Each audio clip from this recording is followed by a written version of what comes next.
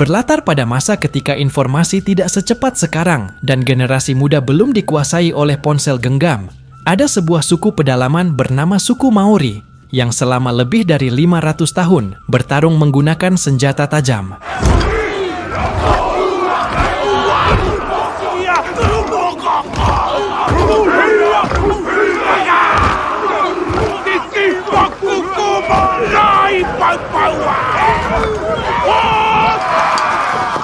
Sekitar tahun 1800-an, barulah mereka memperoleh senapan yang merupakan senjata modern yang dibawa oleh para penjajah asing dari negara maju.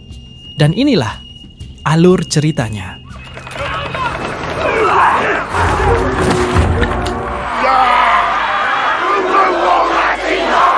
Kisah diawali pada tahun 1830 di Laut Tasman, ketika seorang pendeta tengah berlayar bersama para pelaut. Pada malam itu, terjadi badai yang cukup besar dan mengakibatkan satu kru kapal meninggal dunia. Keesokan paginya, kapten dan kru kapal pun melakukan penghormatan terakhir untuk si kru yang sudah maut, yang mana sebagai seorang pendeta, Thomas diminta untuk memanjatkan doa sebelum akhirnya mereka melepas jasadnya ke tengah lautan. The immense nature of its vast distance. Commend now his everlasting soul. In the name of Jesus Christ.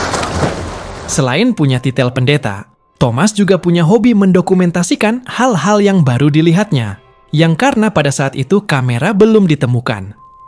Thomas menggunakan kertas dan pensil untuk melukis objek yang menurutnya unik dan menarik. Kebetulan, yang ia gambar adalah salah satu kru kapal itu, bernama Unuku, yang merupakan orang asli suku Maori.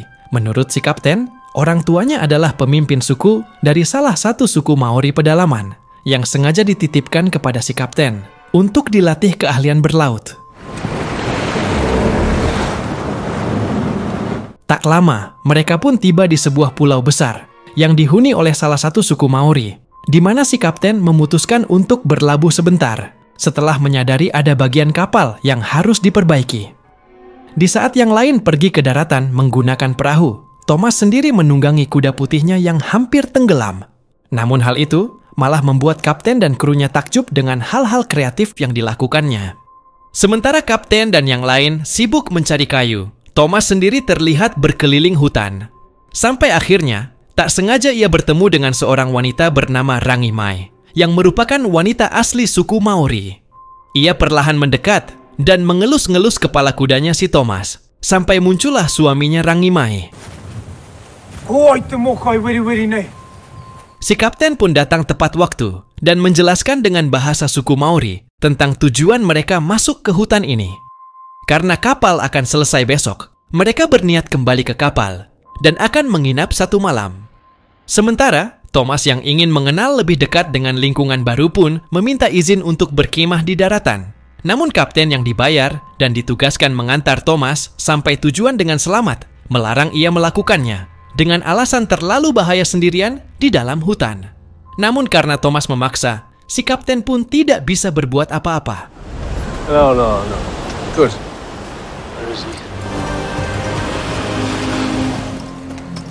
Thomas sendirian akhirnya kembali ke dalam hutan dan tiduran di atas jejuk hutan, sembari menikmati pemandangan asri dan angin sepoi-sepoi yang sangat menenangkan. Di mana setelah beberapa menit berlalu, Thomas tiba-tiba dibangunkan oleh suara keributan yang ternyata sedang terjadi perperangan antar suku Maori yang berbeda kecamatan.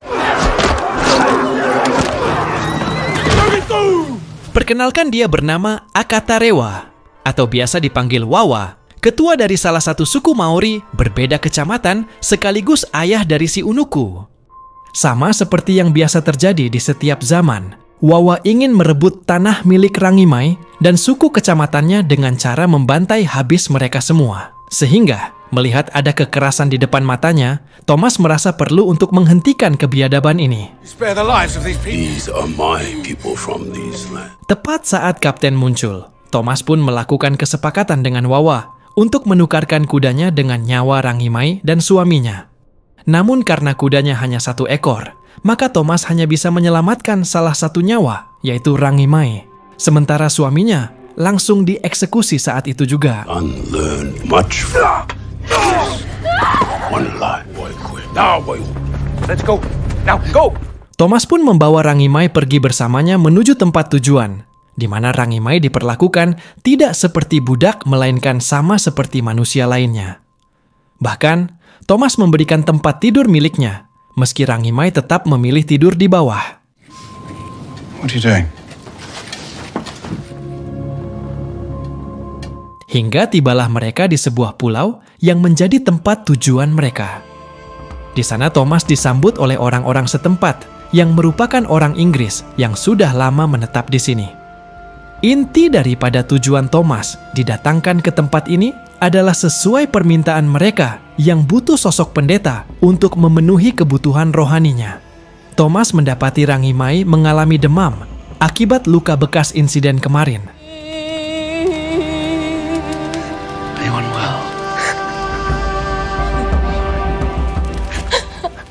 Tepat saat Thomas ikut makan malam bersama dengan para tetua, ia pun meminta seorang dokter, satu-satunya dokter di tempat ini, untuk mengobatinya.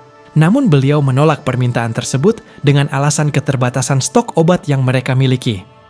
Pada akhirnya, Thomas pun menyadari jika warga Inggris di sini tidak terlalu suka dengan suku Maori atau ras lain yang berbeda dengan mereka.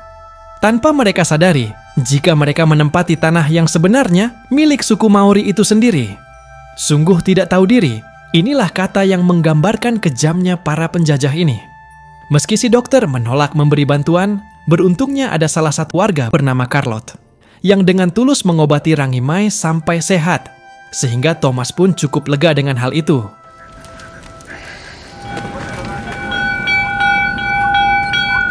Suatu hari lonceng desa pun dibunyikan atas kemunculan suku Maori yang dipimpin oleh ayahnya Rangi Mai.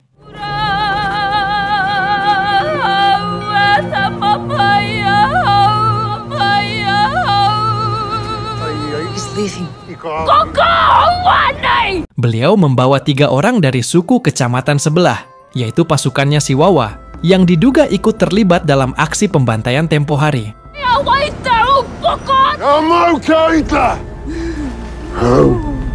He gives her comfort.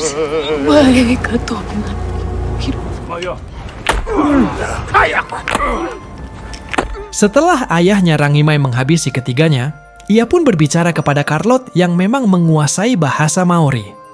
Beliau meminta izin untuk menitipkan Rangi Mai putrinya tetap tinggal di sini dan memohon bimbingan Thomas agar mau mengajarinya agama dan etika, di mana sang ayah juga mengutus 1 anak buahnya yang paling muda, kita panggil saja namanya Kura, untuk menemani, sekaligus menjaga Rangi Mai di tempat ini. These fine citizens. Keesokan harinya, Thomas terlihat berada di gereja, melakukan tugasnya sebagai pendeta, dengan ditemani oleh Rangi Mai dan Kura. Yang mana saat warga sedang berdoa dengan dipimpin langsung oleh Thomas, Rangi Mai dan Kura hanya bisa terheran-heran melihat kegiatan yang belum pernah mereka lihat sebelumnya. Saat akan pulang melewati rumah-rumah warga itulah, Kura diam-diam senyum dan jatuh hati kepada seorang gadis bernama Bethany, yang sepertinya memiliki perasaan yang sama. Thomas juga mengajak mereka berdua pergi ke toko kelontong, satu-satunya toko kelontong yang ada di tempat ini, di mana sang pemilik toko dikenal sangat tidak peduli terhadap tetangga dan hanya memperdulikan usaha kecilnya tersebut. Dari sekian banyak orang Inggris di sini, tampaknya hanya Thomas dan Carlotte sajalah yang tidak pernah membeda-bedakan suku, ras, dan warna kulit. Hal itu kembali dibuktikan ketika Carlotte dengan senang hati mengajarkan Rangi Mai sebuah tarian modern. Sore harinya, ketika Thomas sedang membereskan gereja, ia didatangi oleh para tetua yang ingin menyampaikan pesan penting agar Thomas tidak melibatkan suku Maori dalam kegiatan peribadatan mereka. Namun Thomas tetap pada prinsipnya yang ingin memperlakukan setiap manusia sama dan tidak dibeda-bedakan. Malamnya ketika semua warga sedang berkumpul dan menari bersama, Bethany diam-diam keluar sendirian menemui Kura di dalam gereja.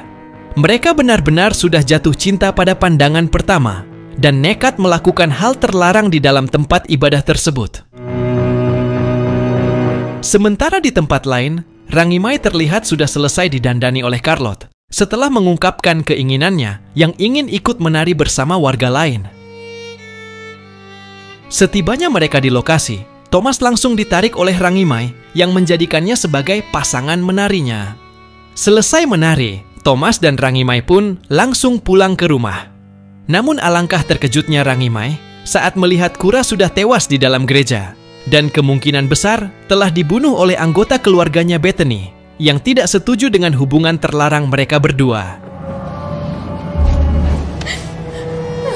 Belum selesai dengan kematian Kura, esok paginya Thomas langsung dikejutkan dengan kabar para warga yang main hakim sendiri dengan menghajar si pemilik toko sampai babak belur. Mereka menuduh jika si pemilik toko lah tersangkanya, yang padahal Thomas sebenarnya sudah bisa menebak jika si pemilik toko hanya dijadikan sebagai kambing hitam oleh keluarga besarnya Bethany. Tak ingin terjadi kesalahpahaman yang bisa menimbulkan perperangan, Thomas berniat untuk pergi ke dalam hutan, mengembalikan jasad Kura langsung kepada warga suku pedalamannya. Bethany yang merasa bersalah atas kematian pria idamannya pun memberikan kuda miliknya sebagai bentuk bantuan agar Thomas bisa cepat sampai di tujuan. Tak hanya sendiri, Carlotte dan Rangimai juga akan ikut mengantar. Yang mana niat baik mereka bertiga itu sempat ditentang oleh para tetua. Namun Thomas tetap pada niatnya yang tidak ingin sampai terjadi kesalahpahaman di antara kedua kubu. Setelah 2 hari melakukan perjalanan, sampailah mereka di tempat tujuan yang merupakan kampung halamannya Rangimai.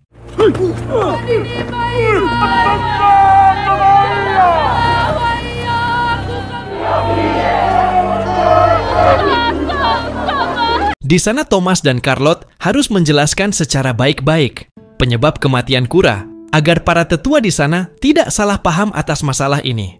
Beruntung, sang raja mau mengerti. Bahkan Thomas dan Carlotte diizinkan tinggal di sini selama beberapa hari, sekaligus dipersilakan untuk mempelajari budaya mereka, yaitu budaya suku Maori. Keesokan paginya, Thomas terlihat sedang melukis sang raja yang sedang sarapan. Karena beliau adalah raja, cara makannya pun berbeda dengan kebanyakan orang biasa, yaitu harus disuapi menggunakan kokower atau tongkat kayu kecil, yang memang hal itu sudah jadi tradisi di suku Maori ini. Tak lama kemudian, Thomas pun mendengar suara tembakan dari dalam hutan. Ia dengan cepat pergi memeriksa dan meninggalkan bukunya di tempat tersebut. Penasaran dengan yang dikerjakan Thomas tadi, sang raja pun meminta anak buahnya untuk mengambilkan buku tersebut.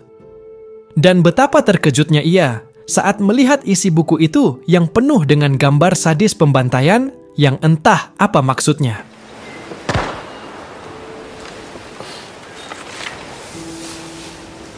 Thomas sendiri pun sudah sampai di lokasi yang ternyata merupakan tempat latihan menembak.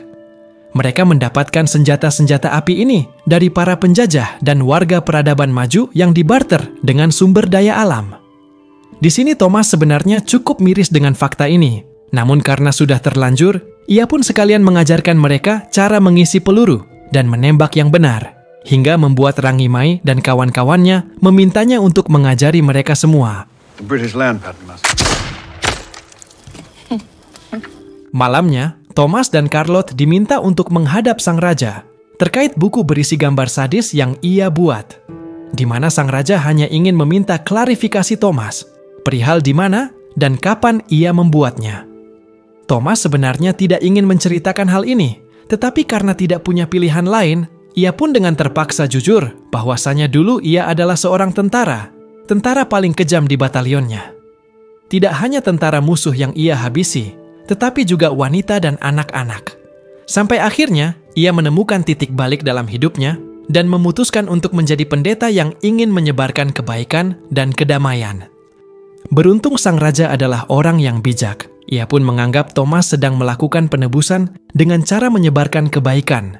Dan itu patut diapresiasi karena apa yang dilakukannya adalah sebagai bentuk penyesalan atas perbuatannya di masa lalu.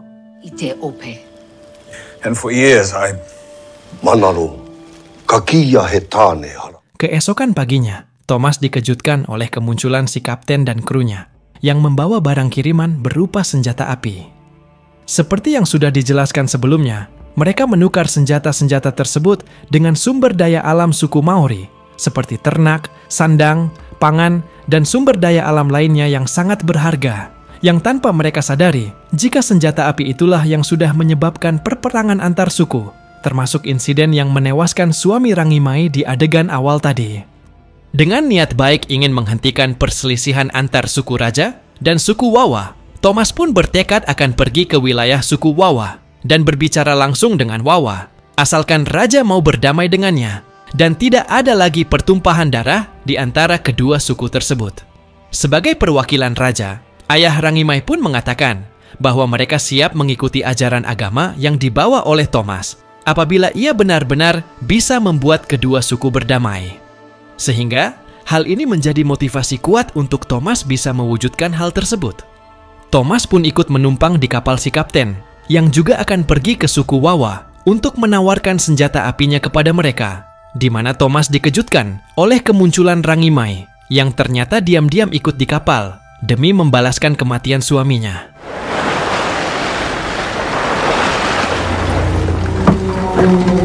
Hai. Tiba di wilayah suku Wawa, Thomas dan kapten langsung disambut oleh Unuku Putra dari kepala suku Wawa, di mana mereka dipandu menuju markas utama suku Wawa yang letaknya berada di perbukitan. Setibanya di sana, yang dipersilahkan masuk duluan adalah Thomas yang dianggap sebagai pria terhormat. And their insults. Who will avenge these? Tanpa banyak basa-basi, Thomas langsung mengutarakan niatnya. Datang ke sini adalah sebagai perwakilan dari sukunya si Raja yang ingin mengajak berdamai. Sebagai bentuk ketulusannya, Thomas pun memberikan hadiah titipan si Raja, berupa senjata tradisional yang dianggap sebagai benda berharga dalam tradisi suku Maori. Namun bagaimanakah tanggapan Wawa? Yes. What is your business here? Through war. Sayangnya, dia tetap menginginkan perang, karena menurutnya, hanya itulah satu-satunya cara untuk menempuh kedamaian. Sehingga Thomas yang tak tahu berbuat apa lagi, akhirnya harus pulang tanpa mendapatkan hasil apapun.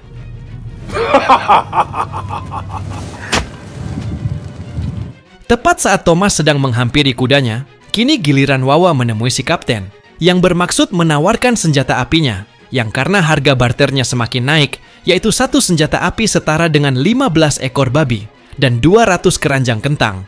Wawa yang kesal pun langsung menghabisi si kapten dan semua anak buahnya.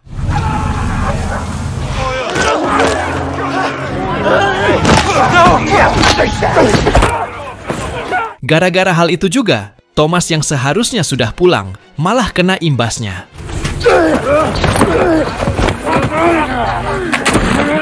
Beruntung ada Rangimai yang datang tepat waktu dan berhasil menyelamatkan nyawanya.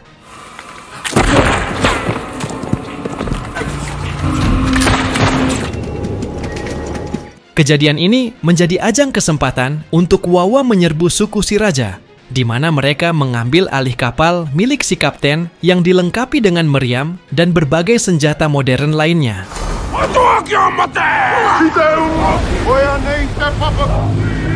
Tepat saat Wawa dan pasukan sedang dalam perjalanan, Thomas dan Rangimai pun dengan cepat melakukan perjalanan darat untuk memperingatkan si Raja, yang setelah 1 hari melakukan perjalanan darat, sampailah mereka lebih dulu di sana, sehingga tanpa banyak bertele-tele, Raja segera mengerahkan prajuritnya untuk bersiap melakukan perang besar-besaran.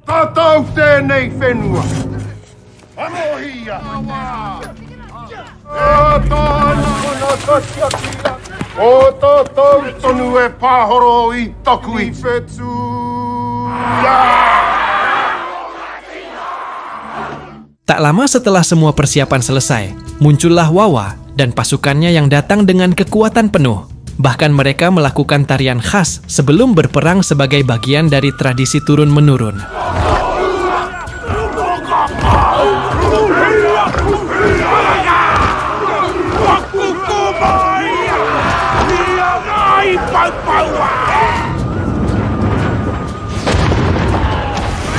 Perang pun pecah antara dua kubu, yang notabene-nya masih merupakan satu bangsa dan satu tanah air, di mana mereka menggunakan senapan sebagai senjata utamanya.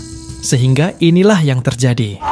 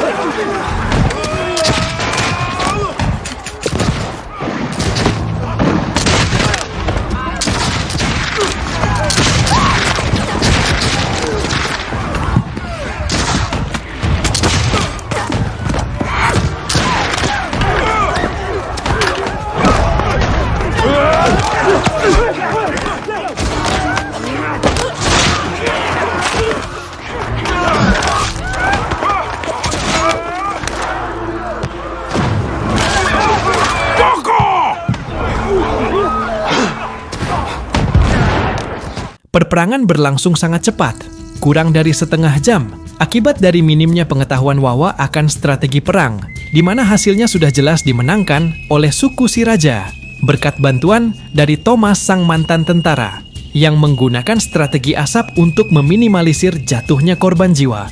Namun naas, di detik-detik menjelang perang berakhir, Carlot harus tewas akibat terkena satu tembakan. Pada akhirnya, yang tersisa hanyalah Wawa dan putranya Unuku, di mana saat ayah Rangimai meletakkan senjatanya pertanda ajakan damai, Wawa tetap pada prinsip kuatnya untuk mati sebagai ketua perang, sehingga mau tidak mau, ayah Rangimai pun terpaksa membunuhnya.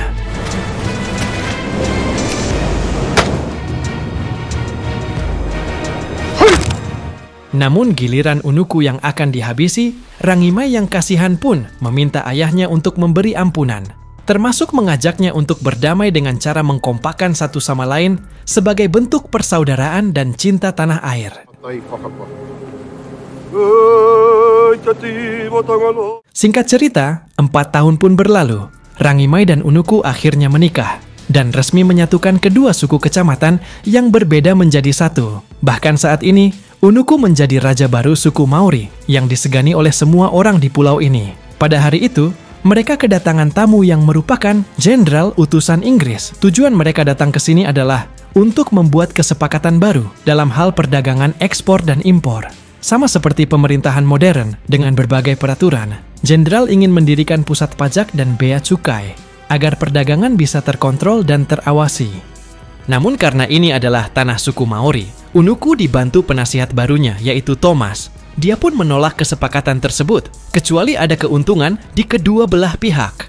Dan di saat ini juga, film pun berakhir.